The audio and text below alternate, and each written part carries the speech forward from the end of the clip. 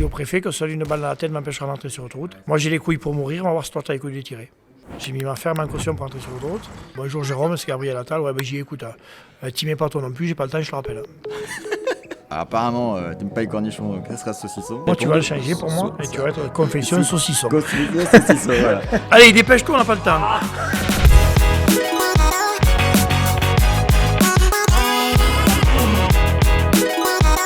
Bonjour, je me présente, je m'appelle Jérôme Bail, le mec qui a foutu le bordel dans le pays. Je viens de participer à l'émission Confession Saucisson.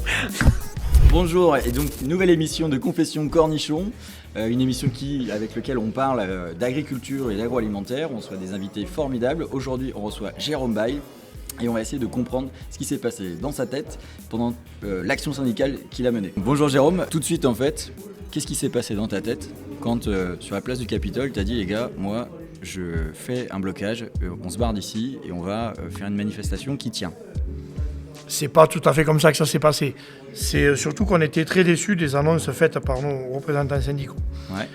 Et que la situation était vraiment très grave. Et que, au fond de ça, ils nous annoncent dans leur discours qu'il faut attendre les annonces qui seront faites au salon d'agriculture avant de reprévoir des mobilisations.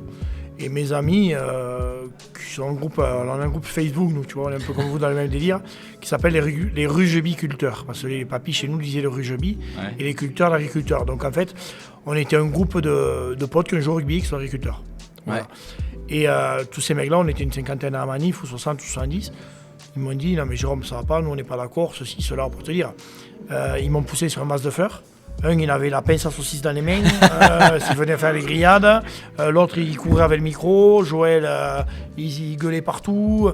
Et j'ai dit, mais qu'est-ce que... Il me dit, prends la parole, il n'y a que toi qui peux remobiliser tout le monde, il n'y a que toi qui peux secouer tout le monde. Parce que tout le monde était déçu. Toi, tu dis tout le monde était déçu, bien sûr, on est déçu. Quand on te dit, on n'a aucune avancée sur MHE, on n'a aucune avancée sur les lacs, on n'a aucune avancée sur le GNR, rentrez chez vous et on verra dans 2 mois. Ils nous ont demandé d'attendre. Donc, mais je leur ai dit, mais vous voulez que je parle quoi? Vous voulez que je dise quoi? Mais ils m'ont dit ce que tu veux, nous, tout ce que tu feras, on te suivra.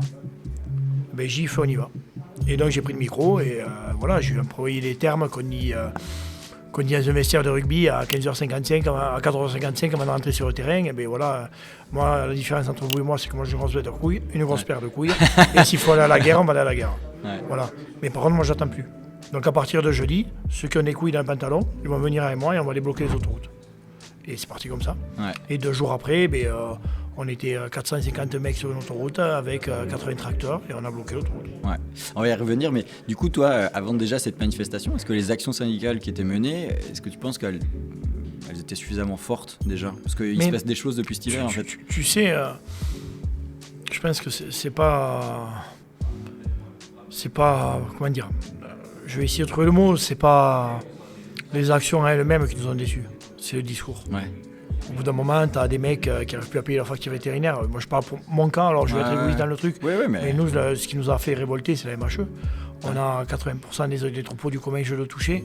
Les mecs, ils ont 50 à 60% d'avortement. C'est des factures d'entre 15 et 20 000 euros chez le veto, 6 000, 7 000. Les mecs, ils ne peuvent plus payer le veto. Comme ils ne pouvaient plus payer le veto, ils laissaient crever leurs animaux qui étaient malades d'autres choses. Ça ne pouvait plus durer. Et nous, on nous demande d'attendre. Donc voilà, c'est pas l'action elle-même, c'est le fond qui a été mauvais et la parole. Au bout d'un moment, il fallait qu'ils sortent de là et que quand ils prennent la parole, ils nous transcendent et ils nous redonnent de l'espoir. Et là, ils nous disent rentrez chez vous dans le calme. Les mecs, ils ont pété les plombs. Moi, le premier, voilà. Qu'est-ce qui se passe entre quand tu dis ça et le jeudi?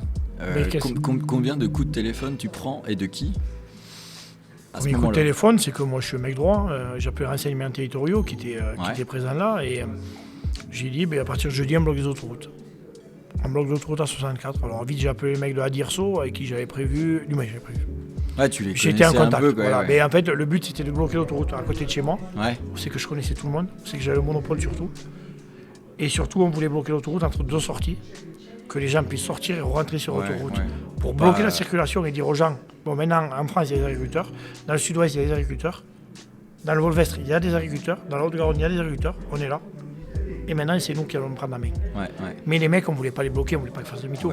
On voulait continuer, on gérait leur truc. Voilà, donc j'ai appelé, je leur ai dit ça, on va faire ça. Ouais. Et là, il m'a dit, il faut une demande écrite, de demande de manifestation. Donc ça a été fait. Mais le souci, c'est que les gens se sont rétractés dans les moments, sous la pression nationale. Parce que quand tu le fais, toi, tu le fais entre guillemets en homme libre ou tu le fais avec le syndicat? Je suis obligé de faire un syndicat Ouais, pour organiser le truc. Et au final, eh bien, ça s'est retrouvé que j'ai mis ma ferme en caution. Ah ouais. J'ai mis ma ferme en caution pour entrer sur l'autoroute. Et que les syndicats ne sont pas prioritaires sur le truc et ils sont juste solidaires. Donc ça change toute la donne derrière. Ouais. Et donc ça veut dire que... alors j'imagine, toi tu me dis le coup de fil à la dire pour organiser le truc, ok. Je me projette et je me dis, mais tu as dû avoir un paquet d'SMS ou de coups de fil justement du président de la Fédé ou du syndicat pour dire, hé Jérôme, là, tu t'es enflammé, là, t'arrêtes tes conneries. Non? Entre nous. On va pas le dire comme ça. On va pas le dire comme ça, mais après... Bon, c'était un peu ça. Beaucoup pensaient qu'on allait prendre sur la gueule. Ouais.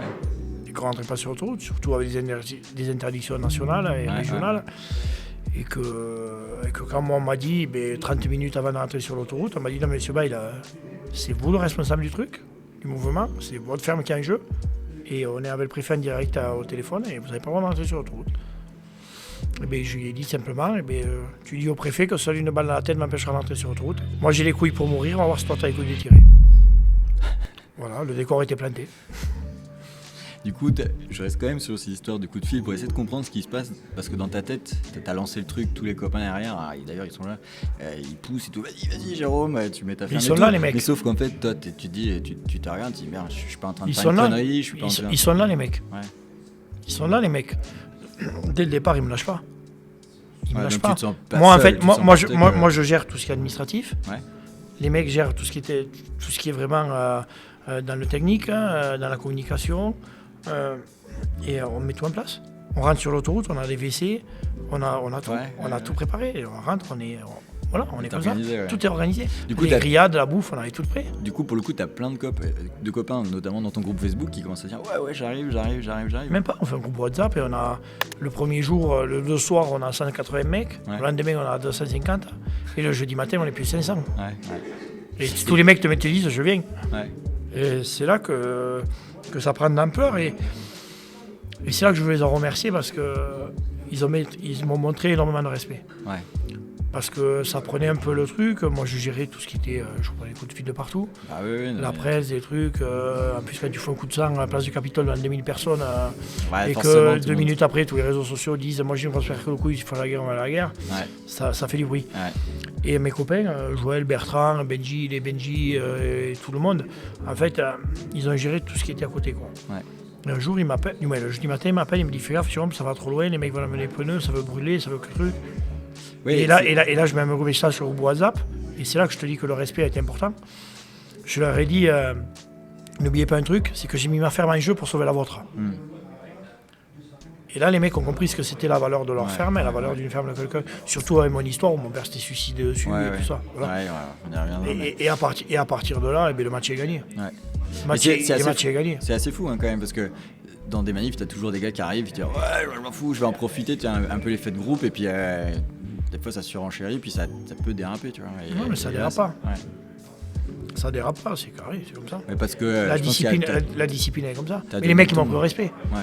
Ouais. Est-ce qu'il y a beaucoup d'agriculteurs en France qui sont capables de mettre sa ferme en jeu pour sauver celle des autres? Je pense pas. Je pense pas. Voilà, les mecs, hier soir, quand je leur ai dit au salon et que j'en ai parlé aujourd'hui, ils m'ont dit, finalement, on pensait que tu avais lâché vite, mais finalement, tu as une grosse paire de couilles. Ouais.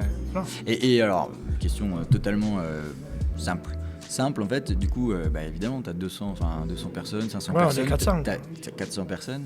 Entre 400 et 500 personnes. Tu as un tas de logistique à gérer. Qui c'est qui paye tout ça?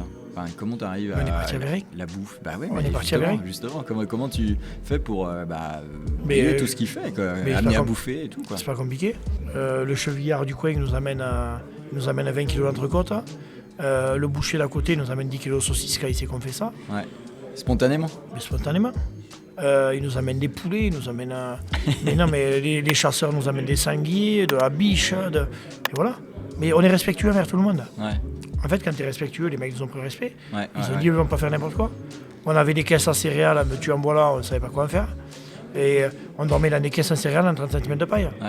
Dis-toi qu'on avait une caisse à céréales, c'était que des provisions. Tout le monde nous amenait du vin, de la bière, de l'alcool. Et c'était devenu un lieu de vie. Et ça, quand tu vis ça, ça te rend, c'est un bon moment. Enfin, en dehors de la manifestation, c'est un moment L'aventure humain. L'aventure humaine qu'on a vécue, on n'en revivra jamais. Ouais. C'est celle que tu vis quand tu vas à un titre champion de France. Ouais. Voilà, dans le sport, quand tu vis un truc fort. Et aujourd'hui, on a recréé un truc. C'est ce qui faisait partie de la base de notre métier, sa solidarité. Ouais. Et il y a des mecs qui ne se parlaient pas, plus qui se reparlent. Ouais. Moi, le premier, il y avait des mecs avec qui j'étais fâché parce que au rugby, c'était mal passé. Ouais. On se reparle. Et on a cassé tous les codes, en fait. On a tout cassé. Ouais. Après, il y a un mec qui arrive, une casquette en verre, une barbe, une grande gueule, 1m85, 110 kilos. C'est un peu bizarre quand même. Qui prend la parole et qui dit au mec, moi j'ai des couilles, ceci, cela. Moi, je ne sais pas parler comme vous, mais moi, je parle vrai. Et ces mecs-là, ils avaient besoin d'entendre ça. Ouais. Les agriculteurs, aujourd'hui, ils ont besoin de mecs qui cassent les codes. Ouais. Ils ont besoin d'une gueule qui leur ressemble. Ils ont besoin d'un mec qui parle vrai. Ouais. Voilà, et c'est tout. Quand aujourd'hui, j'explique sur un plateau, on peut le dire, sur les grandes gueules RMC, j'explique à une écologiste qu'elle n'a jamais vu une vache, elle n'a jamais tenu un manche de fourche, elle n'a jamais conduit un tracteur, et que j'ai pas besoin d'elle, qui n'est jamais sortie de la ville, et qui vient m'expliquer chez moi ce que je dois faire. Ouais, c'est clair. Voilà. Et les gens, ils avaient besoin d'entendre, et ça, on ne le disait plus. Ouais. Non, mais je pense, ouais. Du coup, en fait, cette manifestation dure et tout ça, qu'est-ce qui se passe en fait pendant tous ces jours? C'est-à-dire que évidemment vous vivez, mais toi tu as des allers-retours, tu as des négociations. C'est compliqué. Est-ce que tu es au courant de ce qui se négocie? Tu es dans les petits papiers? Tu n'es pas dans les petits papiers? C'est très compliqué. Nous on part à l'aventure. Pour être clair, on peut en parler à mes potes, mais ils vont te dire tout simplement on pensait passer une nuit, prendre sur la gueule par les CRS le lendemain et l'histoire était réglée. Et c'est pour ça qu'on a demandé 3 revendications. Qu'est-ce que tu veux qu'on demande de plus? Ouais, c'était aussi pour se dire, faut bien qu'on justifie notre mais présence. faut qu'on. Ouais, c'est ça, ouais. Et qu'on montre que voilà. Ouais. Mais quand ça a pris l'ampleur, que tout le monde a vu qu'on respectait, et ils ont perdu le match. Ils ont perdu le match sur des trucs simples. Quand Darmanin il annonce dans les journaux, pourquoi vous voulez qu'on les vire alors qu'ils sont exemplaires? Ouais. Mentalement, je savais qu'ils avaient perdu. Et, voilà, et peut-être ça a donné le ton aussi, ce que tu as fait avec tes copains, ça a donné le ton pour toutes les manifs, parce que globalement, elles ont été assez respectueuses à certains endroits en France. Et c'est surtout qu'elles ont été beaucoup asyndicales. Ouais. Comme j'ai de mecs là, que je croise au salon qui me disent on est parti à 20 potes, 30 potes, on a fait comme toi. Ouais. Ça, c'est plutôt cool. Et c'est là la différence. C'est que, je l'ai dit, je peux le dire librement, tu vois. Au bout d'un moment, je lui ai dit à Arnaud Rousseau, je lui ai dit peut-être que ce mouvement-là, il a fait du bien à réveiller les hommes politiques, il a fait surtout du bien à réveiller la population, et il a fait du bien à vous réveiller à vous dans les syndicats qui sont dans sur les lauriers. Voilà. Et nous, moi, tu sais, je suis sans tabou, je parle librement, ce que je dis, je le pense, ce que je pense, je le dis. Ouais. Voilà. Et aujourd'hui, moi, j'ai pas de guerre avec les syndicats, j'ai pas de guerre avec les politiques. Moi, le seul truc que j'ai envie, c'est que l'agriculture avance. Ouais. Voilà, c'est tout. Bon. À ce mouvement-là, il arrive un drame, à un moment donné. Là encore, quand ça arrive, qu'est-ce qui se passe pour toi? Coup de fil? Ouais, mais comment t'apprends les choses, toi? 6h moins 10 ce matin, on m'appelle, mes amis d'Ariège m'appellent pour m'annoncer ce drame. Voilà, c'est dur parce que tu te sens responsable. Je me sens responsable parce que c'est des gens qui... Alexandra, je la connaissais, sa fille, je la connaissais, Camille... Jean-Marie, je l'ai au téléphone, c'est compliqué, c'est dur pour moi parce qu'en plus 2 jours avant, elle m'a écrit, je n'ai même pas pu lui répondre. Et je me sens responsable parce que je me dis, mais voilà, t'as envoyé les mecs au feu et il y en a qui sont brûlés, quoi. Voilà. Et ça a été un moment dur. Et quand tous les mecs m'appelaient, ils me disaient surtout culpabilise pas, c'est pas toi, c'est quoi.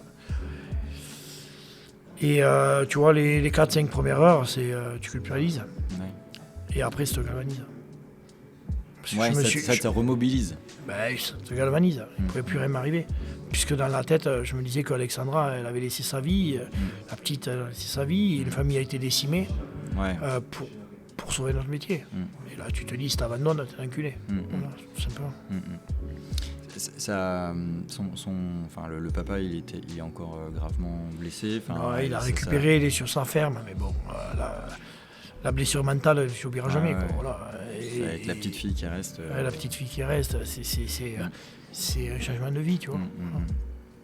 Mais est-ce que tu penses... d'ailleurs, moi, petite pensée personnelle, ce qui n'est pas normalement dans le script, mais moi, je suis assez choqué on n'entend plus parler, en fait, de ce drame, tu vois.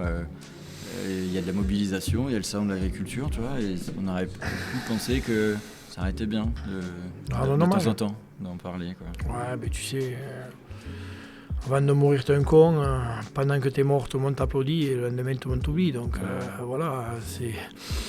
Mais elle mérite pas ça parce que c'était une brave fille, c'était une brave personne, c'était une vraie guerrière et une vraie personne qui avait des valeurs et qui voulait défendre vraiment ses traditions, la ruralité. Et voilà, ouais, c'est difficile, hein, mais la vie elle est ainsi faite. Il ne faut pas oublier ce qu'on a vécu, il ne faut pas oublier ce qui est arrivé et il ne faut pas l'oublier dans le futur non plus.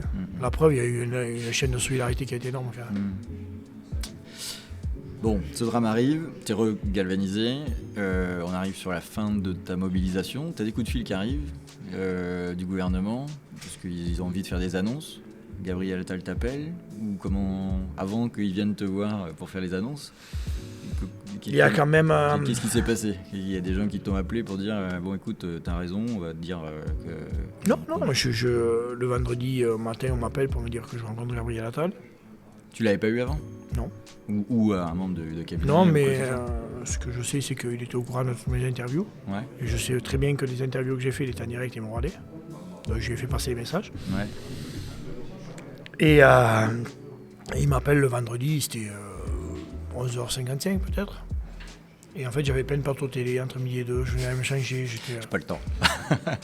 Et voilà, ça fait peut-être le Tour de France. Et en fait, tout le monde m'appelait, Jérôme, tu es à Bourg, Jérôme, truc, on t'attend. Ouais.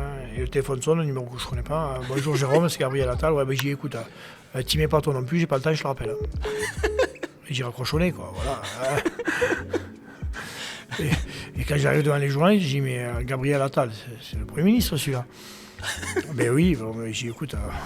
Je vous laisse, je dois le rappeler, quoi. Excusez-moi, j'ai confondu. J'ai dit, mais voilà, excuse-moi. Excusez-moi, je pense, monsieur le Premier ministre, je crois que vous avez raccroché au nez. Et voilà, ça crée des liens. Mais après, c'était moi. Ouais. C'était moi, j'étais tellement concentré dans les trucs que je devais faire que j'oubliais tout ce qui était à côté. Voilà. Bon, du coup, il dit, ok, je vais venir. Non, on négocie. Tu négocies? On négocie, on parle ensemble, on négocie. C'est pas fait comme ça, on a passé une demi-heure ou 40 minutes au téléphone et on négocie. On négocie dans le truc mais je lui explique que nous on est peut-être que les petits, mais qu'il faut qu'ils nous écoutent. Ouais. Voilà, c'est tout. Mais par contre, je lui donne ma parole que si j'ai les 3 revendications que je veux et que j'ai sa venue sur mon autoroute, je quitte le barrage. Ouais.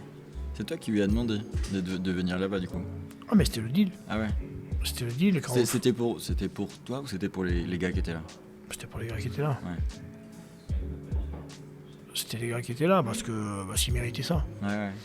Tu sais, moi je viens d'un milieu du sport, milieu du rugby où c'est qu'il y a quand même du respect. Moi je m'arrivais de jouer 80 minutes avec des mecs, de se me battre comme un chien et une fois que l'arbitre est sifflé, on allait boire une bière ensemble. C'est pas la guerre qu'on fait. C'est pas parce qu'on n'est pas d'accord qu'on doit se fâcher. Voilà, je philosophie ça et bon, c'est ceux qui payent. Voilà. On reviendra un peu sur les mesures et tout ça après. Du coup, quand tu as les annonces, tu dis ok, bah maintenant les gars. Non, ça marche pas comme ça. Non. On fait les annonces dans le sens qu'on a voulu. Ouais. Et il me parle, il me dit bien, il faut qu'on discute tous les deux. Mais je dis, on y va. Le fameux moment où il. Ouais, on part tous les deux. Ouais. Il me dit qu'est-ce que tu fais, tu as vu le blocage? Je dis non. Il me dit pourquoi? Il me dit j'étais en ton sens. Ouais, mais t'es pas venu sur le bord de l'autoroute. Et là, il me dit, le mec de la sécurité, il dit, on peut pas vous laisser y aller. On n'a rien prévu. Ben, moi, j'ai dit, putain, c'est notre Premier ministre, c'est t'as pas à faire ce que tu veux. C'est vrai. Donc, j'ai dit, je reste sur l'autoroute. Et là, il insiste, il dit, je viens.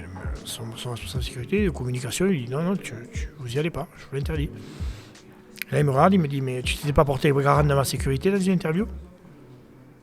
J'ai dit, si. Et bien, il me dit, on y va. Voilà. Et là, j'ai compris qu'il nous respectait. Ouais, c'était une marque de respect quand il a fait ça, quoi. Mais bien sûr. Parce qu'il vient, il fait de l'annonce, il fait de la com, il se barre. Il me respecte pas. Ouais. Il fait juste son boulot. Et, Mais s'il vient sur l'autoroute, il me respecte. ouais. Quand il est venu sous un pont d'autoroute à 19h45, il faisait 2 degrés, il faisait nuit noire, il y avait du brouillard partout, sans sécurité, au milieu de 500 personnes. Et là, tu te dis, le mec, il est un peu comme toi, quoi. Voilà. Ouais. Il t'a compris, peut-être. C'est pas qu'il m'a compris, c'est qu'il nous a respectés. Ouais, il t'a respecté, c'est vrai. Et c'est la différence. Bon, bah du coup, il vient, il respecte son deal. Toi, tu dis, bah c'est bon, on lève. Moi, je le parle avec barrage. les mecs, je parle avec le noyau du truc. Et ils me disaient, on a eu ce qu'on a voulu, ça va. Ouais. Ben, nous, entre le barrage du mardi, la manif mardi jusqu'au là, on était à 12 jours déjà. Ouais. Et vous êtes resté tout le temps dessus? Ah, mais nous, on a vécu 24 heures sur 24 sur le barrage. Et qu'ils ont dormi à moins 7 degrés dans une caisse à céréales à 30 cm de près. C'est le chauffage. Ouais. Je sais pas qui tout le monde aurait fait, quand même. Ouais, c'est clair. Et du coup, justement, une fois que tu dis, bon, bah c'est bon, les gars, on est d'accord, on dit, ok, on s'en va. À ce moment-là, tu te dis, c'est un soulagement. Tu dis, chouette, égoïstement, je vais pouvoir rentrer sur la ferme parce qu'il faut faire la ferme. Ou est-ce que tu dis, c'est bon, j'ai plus cette pression? Enfin, qu'est-ce qui se passe quand on dit, enfin, pour toi, quand tu dis. Mais le match n'était pas fini. Quoi. Moi, mon match était fini. Ouais. Mais le match n'était pas fini en général. Le match de l'agriculture française, il n'était pas fini. Et nous, on voulait montrer en fait que de la base, des mecs d'en bas, ils étaient capables de retourner le pays. Et que les agriculteurs, il fallait qu'ils prennent tous confiance en eux, parce qu'aujourd'hui, tous les agriculteurs, ils n'ont plus confiance en eux. Ouais. Ils ne croyaient plus en eux. Ils croyaient en plus personne. Ils croyaient même plus, tellement qu'ils ne croyaient plus en personne, ils ne croyaient même plus en eux. Et en fait, on voulait leur montrer que si tu croyais en eux, en toi, mais tu pouvais aller loin. En collectif, avec le collectif aussi. Ouais, et surtout, alors c'est de l'anecdote, mais quand avant de rentrer sur l'autoroute, j'aurais dit 3 trucs au mec. J'aurais dit, s'il y aura 3 mots qui resteront les fondamentaux, c'est respect, solidarité, détermination. Et c'était les 3 mots que je leur martelais en permanence. Ouais. Je leur disais tout le temps, respect, solidarité, détermination. Respecter, on n'a rien cassé, on s'est tous respectés. Il n'y a pas eu une engueulade, il y a eu solidarité, on a fait bloc. On faisait 500 repas par jour. Ouais. Non mais c'est fou, hein. Détermination, on ne voulait rien lâcher. Et après, à la fin de chaque fois que je prenais le micro, je leur disais, n'oubliez pas un truc, c'est qu'ensemble, on risque rien. Ensemble, tu risques rien. Dans tous les sports, si tu vas ensemble, tu risques rien. Dans la vie, si tu vas ensemble, tu risques rien. Et là, ensemble, on risque rien. Bien, on a fait cette première phase. On va prendre une question d'une agricultrice, je crois que tu connais. Salut, c'est Louane, Miss Agricole 2024. Et j'ai une petite question pour toi, Jérôme. Est-ce que tu as trouvé l'amour ? Ou est-ce qu'une prochaine inscription à l'amour et dans le pré est prévue? Bon, sur ce, je te fais plein de gros bisous. Ciao. Donc, je vais te répondre. Je te l'ai déjà dit. Tu as juste de la chance d'avoir 15 ans de moins que moi. C'est ce qu'elle nous a dit. Non. Tu sais, l'amour, il ne faut pas le chercher. Il faut que ce soit lui qui vienne à toi. Donc, je ne le cherche pas. Et l'amour dans le pré... T'as bien compris un truc, c'est que au fond de moi, même si je suis beaucoup sollicité, je suis quelqu'un de discret et pour vivre heureux, il faut vivre caché.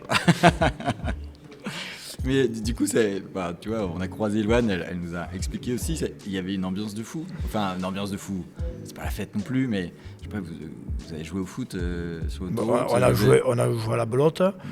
Le soir, il y avait les bandas qui venaient, mais sans qu'on leur demande, les mecs venaient. Mais il y a eu des moments où c'était dur aussi. Ouais, bien sûr. Il y a eu des moments, le soir d'Alexandra, c'était très, très dur. Ah ouais. Quand on a rencontré le préfet, où ça s'est mal passé, ça a été dur. Pourquoi ça s'est mal passé? Parce que mis la pression. Quand on te dit qu'on veut te dégager avec l'armée et que toi tu lui dis, dites-leur de venir, on a mangé pour 3 semaines, ils seront bien reçus. Ça a été quand même, tendu. Quand le préfet à la fin, il veut presque pas te serrer la main. Voilà, mais ça n'a pas toujours été facile. Quand il y a 30 escadrons de gendarmerie dans tous les villages au coin, mais que tu te dis, là maintenant tu prends sur la gueule et que tu as un joker de luxe qui te tombe dans les mains et que tu joues, voilà, les pions on les a redistribués. Quand Bardella veut venir, il m'appelle personnellement, il me dit je veux venir sur ton barrage et à partir de là le match était fini. Le match était fini. Ouais, c'est que on avait les atouts, après on a joué, mais après on a rigolé. Moi je suis quelqu'un de convivial, je pense. Et on a voulu faire mettre cet état d'esprit-là, ça chambrait, ça rigolait, ça y allait, même si c'était dur. Moi, j'ai dormi 27 heures en 9 nuits. Je faisais 40 interviews par jour. Pas dans le confort en plus. Hein. Non, mais après j'ai fait les interviews à mon image. Quand je quitte le plateau en direct de BFM, j'ai dit vous allez vous faire foutre, puisque je ne peux pas parler, je me barre. Mais je suis parti manger une paella là. Moi je devais rien à personne en fait. Et je cherche rien, ni une place politique, ni une place de chambre, ni une place syndicale, je cherche rien en fait. Moi je veux juste vivre mon métier avec mes potes. Alors on va essayer un peu de mieux te comprendre. T'es né quand? T'es né où? Et t'es né dans une famille d'agriculteurs? Ouais, je suis né le 23 mai 1981 à Muret. Une famille d'agriculteurs, de mon père et ma mère, leurs parents étaient agriculteurs. Mes grands-parents étaient originaires du Lot, du côté de mon père. Et du côté de ma mère, ils sont nés dans un petit village à côté de Montesquieu, à Gouzens. Et je suis né dans des familles avec des valeurs. Ma mère, elle n'a pas mangé toujours à sa faim. Ma mère, à 13 ans, a travaillé. Elle n'allait plus à l'école, parce qu'il fallait qu'elle travaille, parce qu'il n'avait pas d'argent. Mon père, ils ne sont pas nés dans une famille aisée. Ils sont partis de rien. Et quand mes parents se sont rencontrés, ils ont monté une ferme. Et ils n'avaient même pas d'argent pour s'acheter une fourche. Ils sont partis avec 0. Donc voilà, donc je sais ce que c'est la valeur. Quand je parle, que je disais, moi j'ai jamais eu un cadeau de Noël. C'est pas que mes parents ne voulaient pas en faire, c'est qu'ils n'avaient pas d'argent pour en faire. Donc voilà, moi j'ai connu ce que c'est souffrir. Chez moi, il n'y a pas de chauffage central, il n'y a rien. Voilà, c'était comme ça. Et je ne suis pas mort. Et je suis devenu un homme, et je pense que j'ai grandi avec des valeurs. Voilà, donc je viens de là, je sais d'où je viens. Et dans la vie, quand tu sais d'où tu viens, tu sais où tu vas. Ça donne des bases, en tout cas. Mais tu sais où tu vas. Tu es à l'école, tu es un bon élève, tu es un bagarreur. J'étais pas un bon élève, mais j'étais pas mauvais, mais l'école n'était pas faite pour moi. Voilà. J'avais des capacités, mais c'était pas pour moi.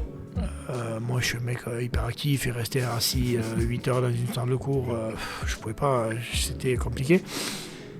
Pour te dire, quand j'étais au collège, je mettais des collets entre les vases de fleurs et les préfabriqués pour piéger les lapins. Donc, ça résume que j'étais plus passionné pour aller à la chasse et aller à la ferme que pour aller à l'école. Tu m'étonnes. Ça marche. T'as suivi un parcours scolaire pour aller dans l'agriculture? Du tout. Il me semble bien, oui. Du tout, je suis parti en 4e techno, donc je faisais un peu tout. Et après, je suis parti en génie civil et tout se passait bien. J'étais très très bon en on va dire, tout ce qui est manuel. Et pourquoi tu es parti dans cette filière? Je ne sais rien en fait. Parce que déjà, mes parents ne m'ont pas poussé à faire agriculteur. Ils ne voulaient pas que je fasse agriculteur parce qu'ils galéraient. Voilà. Et moi, tu sais, voilà, je suis un altruiste, je pars de rien, j'arrive à tout, voilà. Et je voulais savoir, je voulais voir, et ça me plaisait, je voulais faire géomètre. Et un jour, mon prof, il me dit, avant de passer le bac, il me dit, si t'es pas content, tu prends tes affaires, tu rentres chez toi. J'ai pris mes affaires, je suis rentré chez moi. Et je dis à mon père, viens me chercher à la gare, j'arrête d'école. Mes parents, mon père n'était pas fou de l'école, ma mère, malheureusement, n'a pas pu y aller trop longtemps. Et mon père m'a dit, pas de problème, t'arrêtes d'école, mais le matin à 4h30, tu te lèves, il faut sonner les vaches. Voilà. Et après, j'ai fait un CAP agricole en CFA, et bon, c'était pas pour moi non plus. Ouais. Voilà. L'école, c'était pas pour toi. Ouais, en général, c'est pas bon. Mais aujourd'hui, je regrette un peu. Ouais. Aujourd'hui, je regrette un peu, parce qu'après, dans le cours de ma vie, j'ai pu voyager, et je regrette de ne pas avoir appris l'anglais, par exemple. Bon, ça t'aurait pas été dans la négociation avec Attal. Ça t'aurait pas aidé de savoir parler anglais. Si t'as parlé avec tes tripes, ça suffisait, quoi. Ben, c'est ce qui a fait mon charme, je pense. Oui, j'aurais parlé techniquement, les mecs m'auraient pas écouté. Mais là, aujourd'hui, la mamie de 90 balais, qui est à la maison de retraite dans son lit, elle m'écoute parler à la télé, elle dit, ouais, voilà, lui, il parle le cœur. Ouais. Et maintenant, c'est ce qui manque. Du coup, toi aussi, dans ta famille, tu connais un drame, tu perds ton papa. Ouais, mon père se suicide, ouais. Je le retrouve avec une balle dans la tête en juillet 2015. Là encore, qu'est-ce qui se passe dans ta tête en fait quand tu... Je connais un premier drame un peu avant. J'ai eu un grave accident de tracteur alors que je jouais à Blagnac en 3e niveau national. Et je mets mal le frein à main au tracteur, le tracteur part, je vais couper un arbre. Le tracteur s'empale contre moi, il m'écrase contre l'arbre, je passe entre les deux dents de la fourche, j'ai une petite fracture du bassin, fracture de la jambe, le foie éclaté, rien que touché, le nerf sciatique. Et je pars en hélico, on me retrouve 3 quarts d'heure ou 1 heure après à moitié inconscient. Et en fait, voilà, j'arrive à Rangueil. Le lendemain, on m'explique que je resterai paraplégique. Et tout mon objectif de la nuit, c'est de me lever et marcher, quoi. Parce qu'on m'avait dit, tu vas à droite et je vais à la gauche. Et donc, il m'attache. Je suis attaché au lit pendant je ne sais pas combien de jours. Il me récupère, fauteuil roulant. Je pars chez ma soeur et ils voulaient me mettre en maison de repos, c'était hors de question. Ouais. Et ma soeur m'a amené le matin à 8h le matin chez le kiné et elle revenait me chercher à 5h le soir. Et toute la journée, je faisais du renforcement, je ne pouvais plus bouger, j'avais pas le droit. Et mon kiné, qui était un pote qui jouait avec moi, mais il était fou parce que. T'en fais trop, quoi. Mais moi, si tu veux, quand je dis au neurochir, écoute-moi, toi tu penses que je vais plus marcher, je dis, mais moi dans 2 mois, je vais venir te voir en marchant. Et quand 2 mois après, ma soeur me ramène à la visite et que je pose le fauteuil roulant et que je prends des béquilles et que j'arrive en marchant, le mec il me regarde et voilà, il me dit c'est un miracle. Ouais.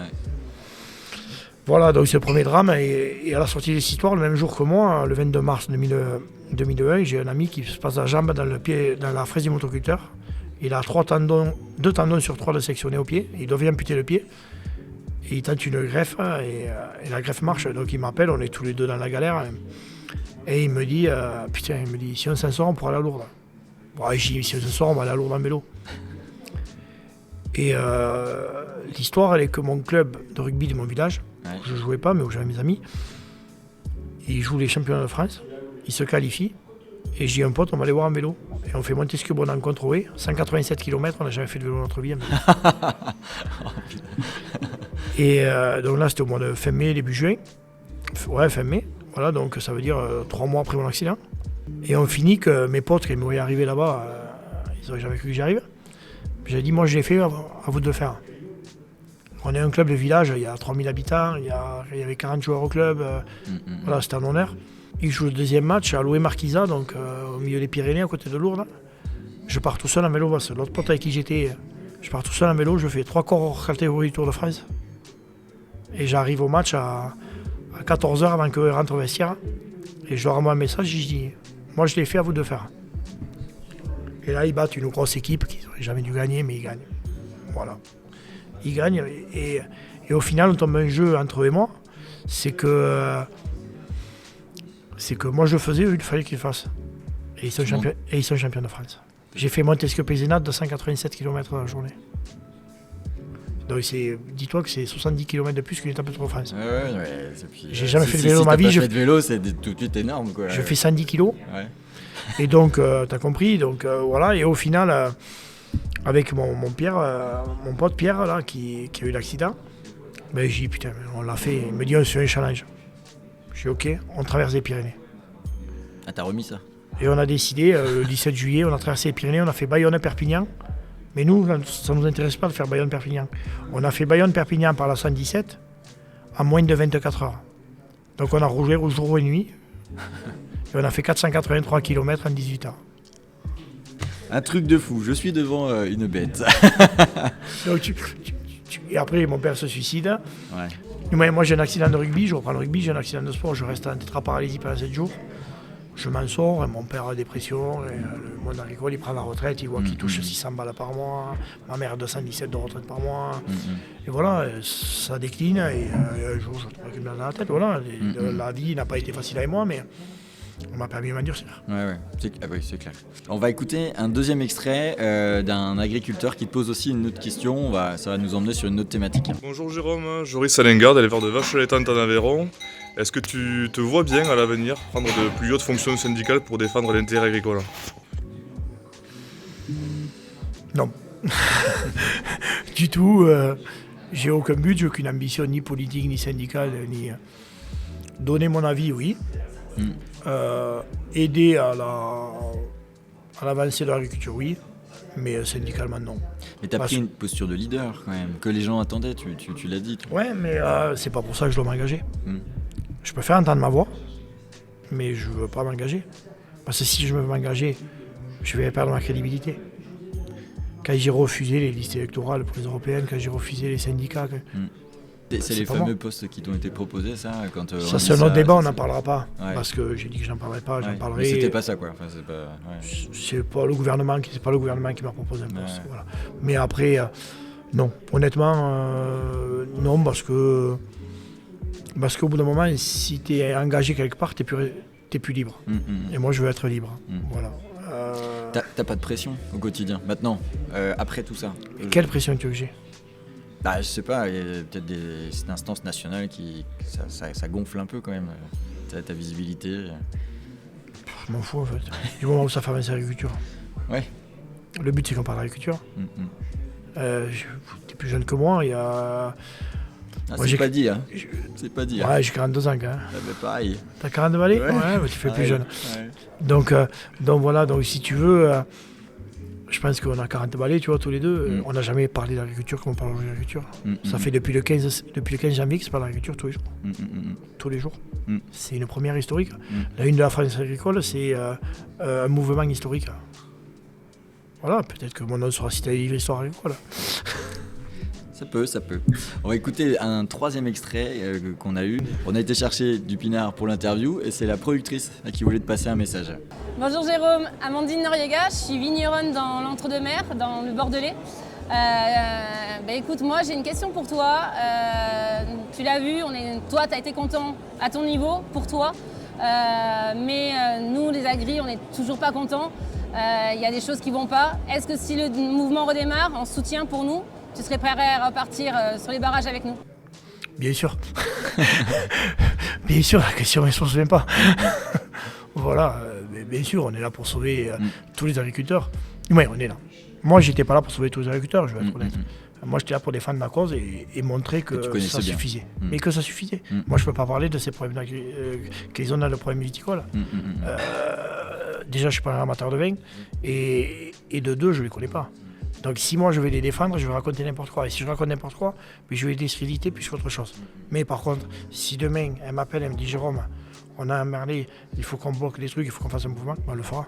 Il faut comprendre un truc, c'est que le mot agriculteur, il est vaste. Parce que dans le domaine agricole, il y a énormément de domaines. Ouais.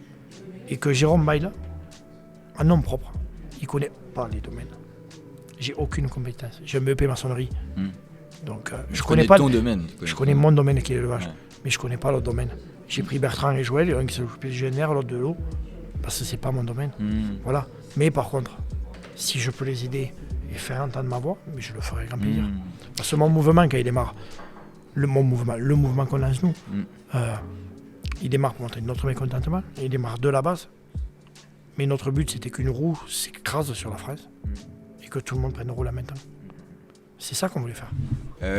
On va pas du tout rentrer dans les mesures, les annonces, tout ça. Juste, de 1 à 5, quelle note tu mets pour la confiance que tu accordes aux politiques que tu as vues, sur le fait qu'ils vont vraiment faire des choses? De leur mettre une note. 1, t'y crois pas. 5, t'es hyper confiant. Ça dépend du politique. Ouais, ça dépend. On va pas leur mettre en moyenne, quand même. Je l'ai jamais eu à l'école, je vais pas leur mettre avec.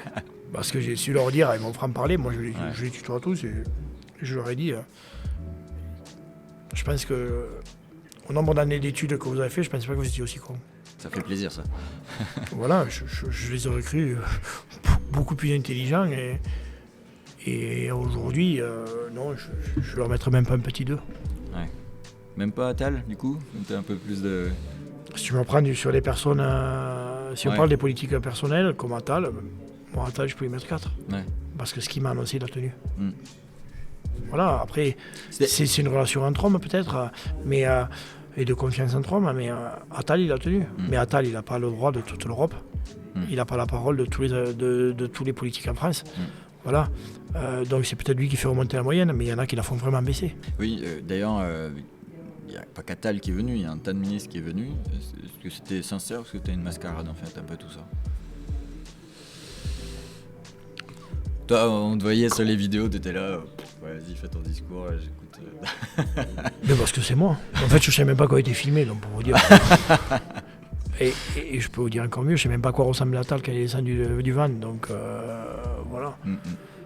Moi, non, après, je pense que Marc Fesneau, il a pris ma défense sur les plateaux télé parce qu'il a compris que j'étais un mec vrai, voilà.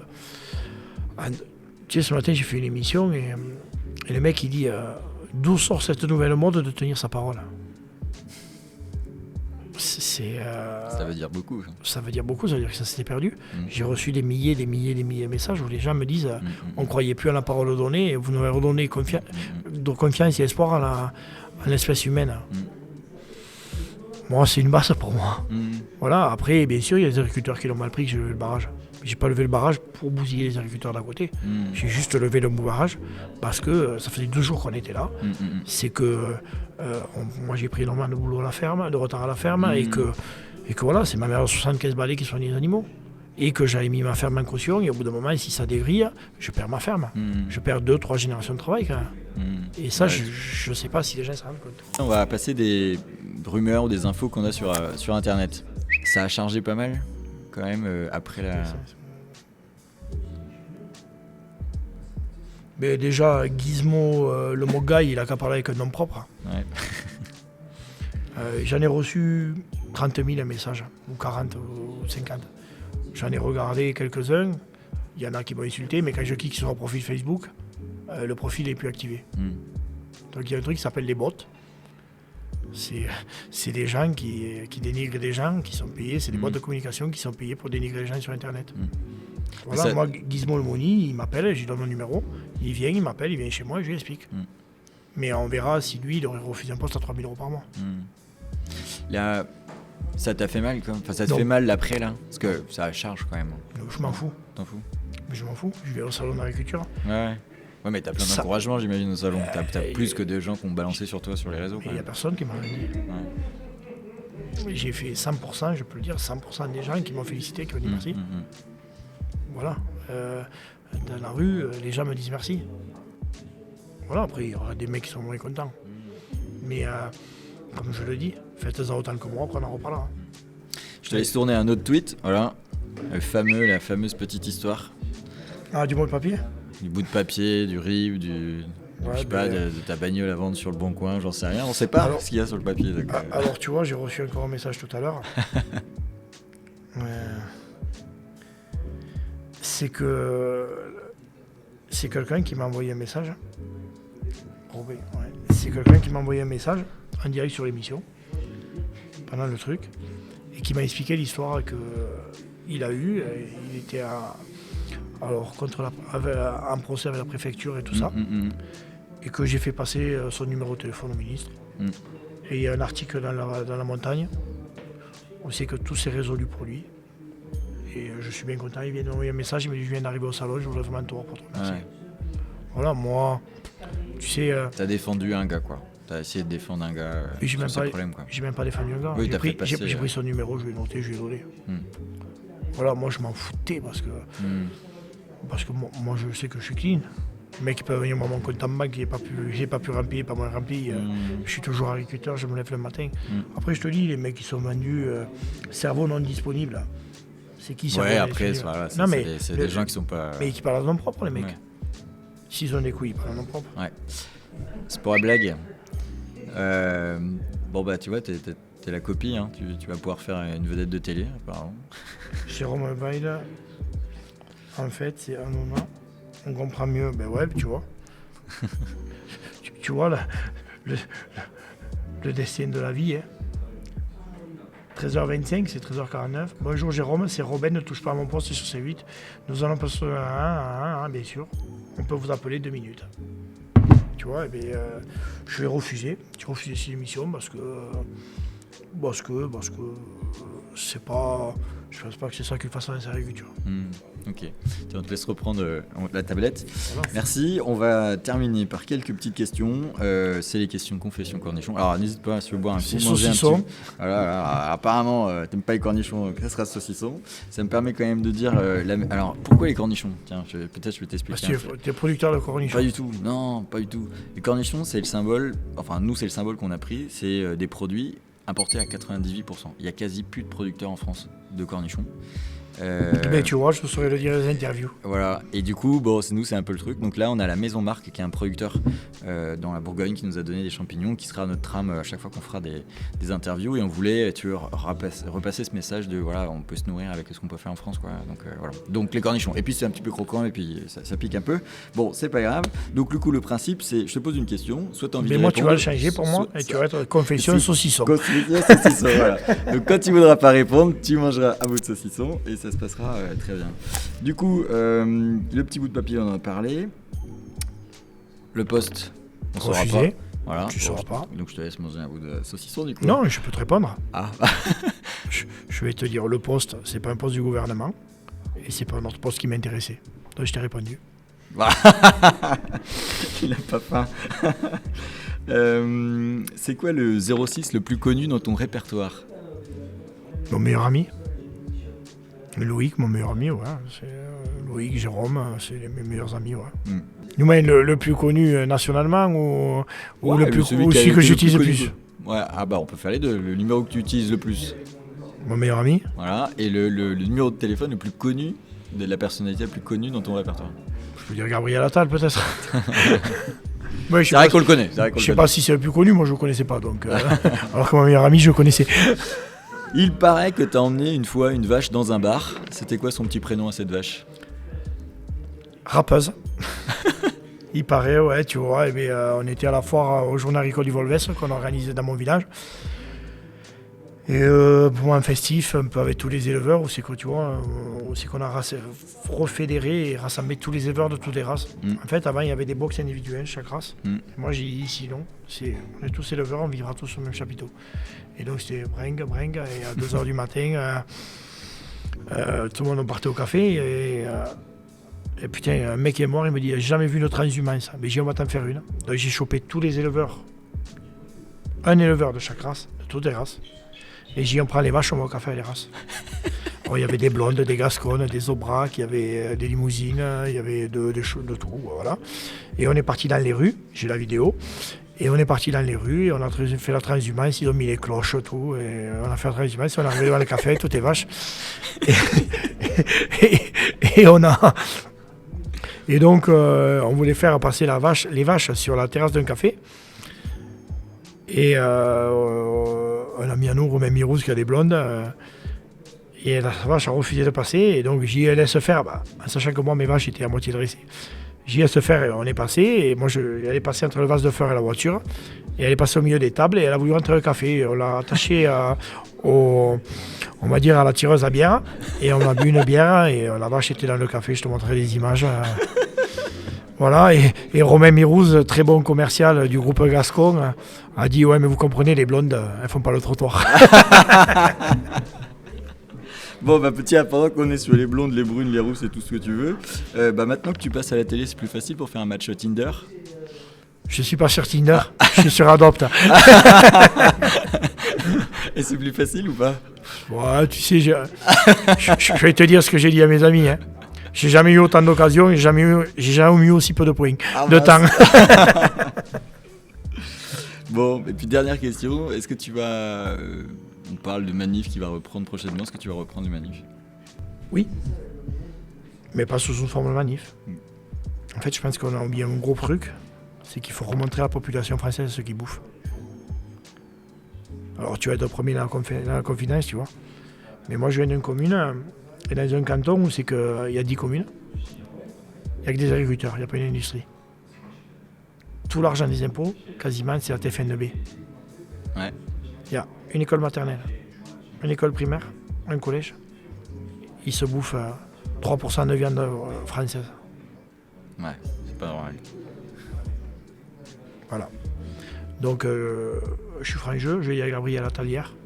Je dis, on va trop foutre de bordel. On ne va pas refoutre un bordel à bloquer les gens. Mais par contre, on va montrer aux gens ce qu'ils mangent. Et c'est là qu'on gagnera le match. Très bien. Merci beaucoup, Jérôme. Franchement, alors, moi, j'ai pris un grand pied dans cette interview. N'hésite pas à remanger. Non, mais on va aller boire l'apéro. Voilà. Merci de nous avoir suivis pour ce nouvel épisode. Mettez des commentaires, abonnez-vous, partagez évidemment. Mettez-nous des noms des personnes que vous voulez qu'on interroge. Encore une fois, merci beaucoup, Jérôme. Et puis à plus. Merci à vous.